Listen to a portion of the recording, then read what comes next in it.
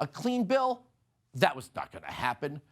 Not one penny of this went to buying one ventilator or anything Chinese virus related for that matter. Now, believe it or not, these are actually scaled down numbers from Pelosi's original demands. And while some would argue these measures are noble, they have already been budgeted for in the standard federal budget. You don't have to be a mathematician or Andrew Yang, just add up the top 5 or 6 items on the list, and every state in the union could have all the ventilators they could ever need, give or take. Now, the coastal blue state governors and the governor of Michigan don't seem the least bit outraged by this. Billions upon billions upon billions wasted, added to the debt, added to the deficit, billions that we, the taxpayer, will have to make up for that didn't go to save one life. Why did they do this, you ask? It's simple. Pelosi knew that a significant portion of the money doled out at taxpayer expense would be donated back to Democrats. Now, what about those N95 respirator masks we're always talking about? President Trump has also been blamed for a shortage of masks as well. But it is not his fault. Headline, USA Today. Fact check.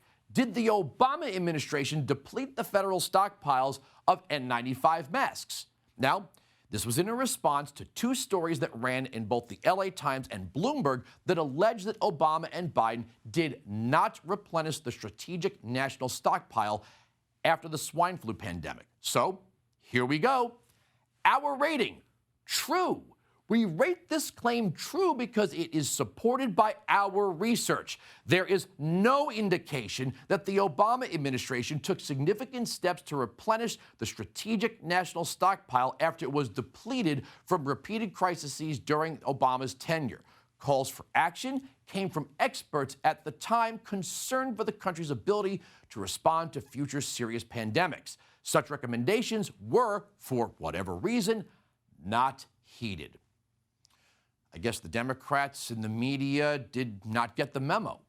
So far, the government has already signed off on a $2.5 trillion package. But if you thought that was already pushing the bounds of our crippling debt, let's take a look at what Pelosi has planned next. Spoiler alert, another package.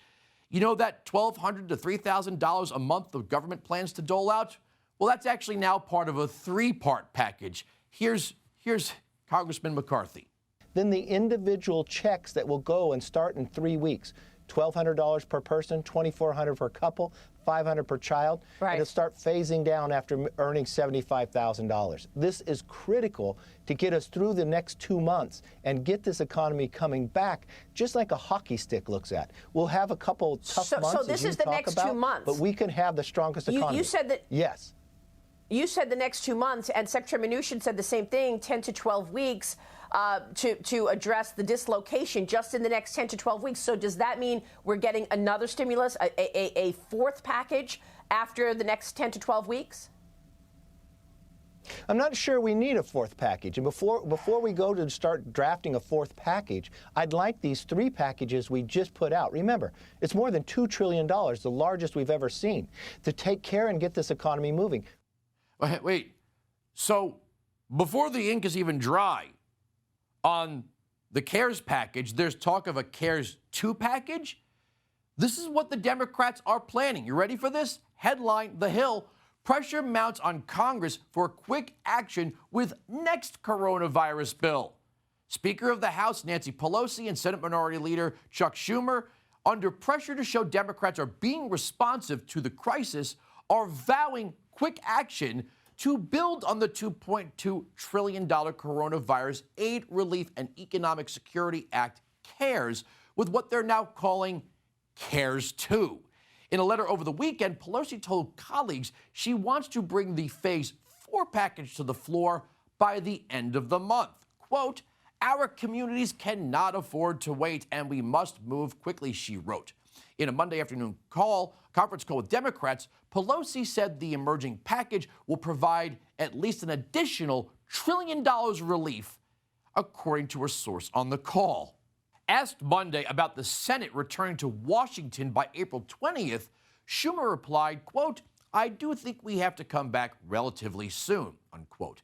As part of the next phase, Democrats are pressing for more funding for new medical equipment, another round of direct cash payments, an expansion of both food stamps and unemployment benefits, and an extension of paid leave to cover more effective families, and tougher work safety protections for medical personnel, firefighters, and other frontline workers.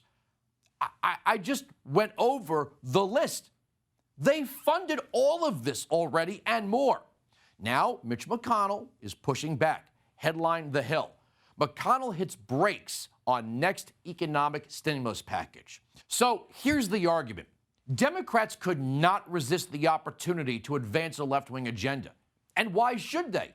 Republicans rarely have the guts to try to stop them in their tracks. So they keep marching.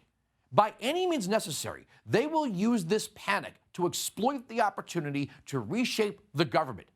Yet again, right? Because they know damn well that a huge chunk of the money they demanded will not go to save one American life from the Chinese virus. It's actually quite the contrary. What's more important to the Democrats is to never waste a good crisis. A huge chunk of that huge chunk will be gifted back to them from all the thankful mouths they fed like baby birds in the form of campaign donations. They want to be the heroes of the story. I get that. But as per usual, the problem is that their plan requires an enormous amount of government spending. You know, a couple of episodes ago, we explored why this is such a problem, and I mentioned that while the government has a responsibility to intervene here, we have to be wary of too much assistance, and this is too much assistance. As it is, we've already given the government so much more power in this crisis. You know, if there was a Democrat in office right now, all you'd hear from the media is about all the people who didn't die, not the number of people who did. The reporting would be reversed, and that Democrat president would be hailed as a hero. Not only is Trump cast as the villain, you mark my words, he will also be vilified for the out-of-control government spending, debt, and deficit at the end of this. You know, we the taxpayers, we are going to have to pay dearly for the gifts the Democrats gave their friends.